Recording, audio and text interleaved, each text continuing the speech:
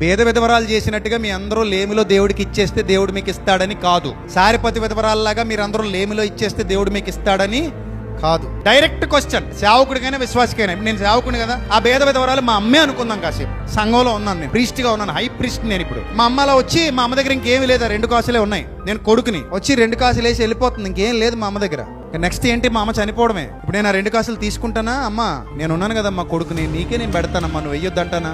ఏమంటాను? Pastor గారు తల్లి ఆ స్థితిలో ఉంటే పాస్టర్ గారు ఒప్పుకుంటాడా? నువ్వు వెయ్యి అంటాడా వద్దంటాడా? పాస్టర్ గారు అక్క స్థితిలో ఉంటే పాస్టర్ గారు ఏసీ అంటాడా వద్దంటాడా? వద్దంటాడుగా. మరి ఆ కామన్ సెన్స్ ఎందుకు మిస్ అయిపోతుంది? నేను చెప్పే లోతైన సత్యం ఎందుకు గ్రహించలేకపోతున్నారు?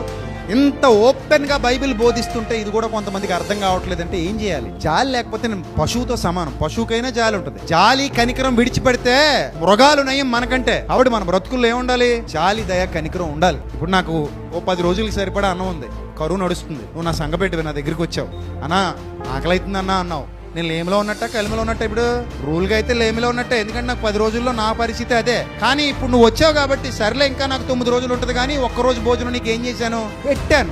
దాన్ని చూసుకుని సంఘం అంతటికీ ఆపాదించడం మంచి పద్ధతి కాదు. ఏ వచనం చదువుతున్నా సందర్భాలు అర్థం కావాలి. ఏ పరిస్థితుల్లో సంఘం ఉన్నప్పుడు ఎలా రియాక్ట్ అయ్యారు విశ్వాసులు అర్థం కావాలి. ఇప్పుడు అందరూ బాగున్న పరిస్థితిలో మీలో పేదలు ఉండొచ్చు, ధనవంతులు ఉండొచ్చు. మిమ్మల్ని నేను ముక్కుపిండి వసూలు చేయడానికి నేను వ్యాపారవేత్తనా?